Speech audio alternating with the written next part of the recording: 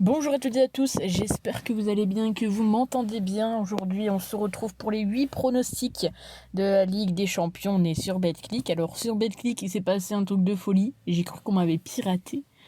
Mais actuellement, peut-être que c'est votre cas également. D'ailleurs, dites-moi si c'est votre cas. En gros, il y a eu un retrait automatique qui a été fait sur des comptes de BetClick. Et ça fait qu'en gros, actuellement, sur mon compte BetClick, donc je vais pas vous dire la somme de départ parce que bon, c'est un peu ridicule, mais il me reste 10 euros. Donc mon objectif, ça va être d'essayer de survivre avec ces 10 euros et d'essayer de faire comme avant. C'est-à-dire à partir de 10 euros, essayer de les monter au maximum. On verra ce que ça donne. C'est un petit challenge que je me donne en plus. Un peu déçu, je vais pas vous mentir. Mais du coup, on est parti pour les pronostics et je vais également vous expliquer mes choix. Donc les 8 choix sont faits.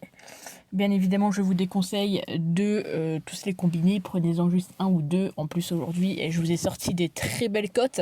Et puis n'hésitez pas également à donner votre avis dans les commentaires. Donc on commence avec Salzbourg contre Chelsea. On sait que dans ce groupe, tout est encore possible. On a donc Chelsea premier avec 7 points et Salzbourg second avec 6 points. Match aller, ça avait fait un partout. On sait que Salzbourg est quand même sur 17 matchs sans aucune défaite. Alors du côté de Chelsea, c'est 8 matchs. C'est assez costaud également. Et je me dis, je vois bien les deux équipes marquées. C'est coté à 1,82. Donc ça sera mon pronostic pour ce match-là. On enchaîne avec le match de Séville contre Copenhague. Alors Séville est donné favori, il y a pas mal de personnes qui voient Séville gagner, mais il faut pas oublier que Séville, ils sont pas forcément en forme. Alors là, je tente un pronostic, ma foi, assez risqué, vu que je pars sur un but de Copenhague, en sachant que Copenhague n'a toujours pas marqué en Ligue des Champions. Mais je me dis pourquoi pas profiter. Et bien que Séville à domicile, ils encaissent beaucoup de buts pour tout simplement offrir le premier but en Ligue des Champions cette année pour Copenhague. C'est coté à 1,72.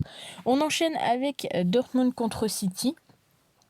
Donc bien évidemment Haaland qui va retrouver le terrain de Dortmund. Bon, City est donné largement favori. Ils sont premiers, premier contre deuxième. Au match aller, ça avait fait, si je dis pas de bêtises, 2-1 pour City. Encore une fois, je pense que ça peut être un joli match à but. On sait que Dortmund à domicile ne va pas forcément se laisser faire. Et puis on sait également que City veut montrer qu'ils seront présents jusqu'au bout. Donc le plus de 2,5 buts côté à 1,44. Et sachez-le, c'est la cote la plus basse de la vidéo. On enchaîne avec Leipzig. Leipzig contre le Real. Alors le Real qui a actuellement une cote à 3 sur BetClick. Donc Leipzig qui est actuellement deuxième du groupe. Mais attention car le Shakhtar n'est pas très loin. Le Shakhtar a 5 points. Au match aller, ça avait fait tout simplement 2-0 pour le Real. Il me semble que ça avait fait 0-0 mi-temps. Ouais, c'est ça, 0-0 mi-temps. Alors du côté du Real, il y a également beaucoup d'absences, également potentiellement peut-être pour ça également que leur cote est à 3. Donc là, je pars sur la deuxième mi-temps la plus prolifique, c'est coté à 2-0-1. On passe au match suivant, le Dynamo Zagreb contre Milan. Donc dans le groupe où tout est encore possible, le Dynamo 4 points, Milan 4 points. Au match aller, ça a fait 3-1 pour le Milan AC. Ici, je vois quand même encore une fois un avantage pour Milan. Je pars sur Milan au nul et le plus de 1,5 buts. On passe au match du PSG en espérant que cette fois-ci ça passe, vu que la dernière fois quand je vous ai proposé ce pronostic, malheureusement ce n'est pas passé. Donc je pars sur le fait que Maccabi ne marquera pas. J'ai envie de croire. C'est compliqué en tout cas de trouver une cote à 1,66 pour le PSG contre Maccabi.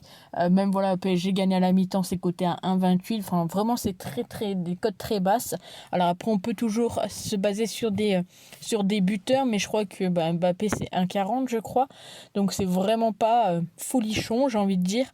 Et je préfère tenter une cote qui peut-être est un peu plus risquée, mais en soi une cote à 1,66. Bon, si ça passe pas, c'est pas fou. Si ça passe, c'est le top. Mais vaut mieux qu'on ne passe pas, entre guillemets, une cote à 1,66 plutôt qu'une cote à 1,20. Sait-on jamais. On enchaîne avec Benfica contre la Juventus. Là également, c'est une très belle cote, une cote qui est à 2. Donc Benfica qui se bat la lutte avec le PSG pour la première place. Du côté de la Juventus, je pense qu'ils resteront clairement troisième de ce groupe. Là où c'est intéressant, c'est que Benfica, match aller, il a gagné 2-1 contre la Juventus, ça c'est plutôt bien.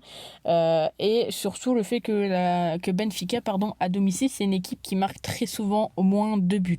Donc je me dis là, autant le tenter, surtout que c'est un match de Ligue des Champions, donc il y a encore plus d'enjeux, j'ai envie de dire, qu'un match de championnat. Donc pourquoi pas le tenter, c'est coté à 2. Et pour finir, donc le match de Celtic contre le Shakhtar Donetsk, où là également, je pense qu'on peut voir un joli match à but.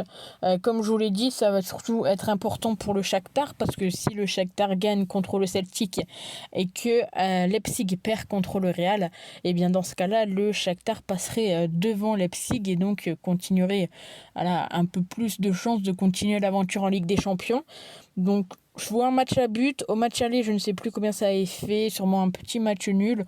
Donc là, on espère voir un petit peu plus de buts. On sait que surtout le Celtic n'a jamais perdu à domicile contre le Shakhtar, donc ça peut être également plutôt sympathique. Donc j'ai essayé de faire assez rapidement, j'espère que vous avez pris en compte toutes mes explications. Encore une fois, n'hésitez pas à vous abonner si ce n'est pas déjà fait. On espère avoir les 1800 abonnés avant la fin du mois d'octobre, donc c'est bientôt, donc je compte sur vous. Et puis on se retrouve également très vite pour les prochains pronostics.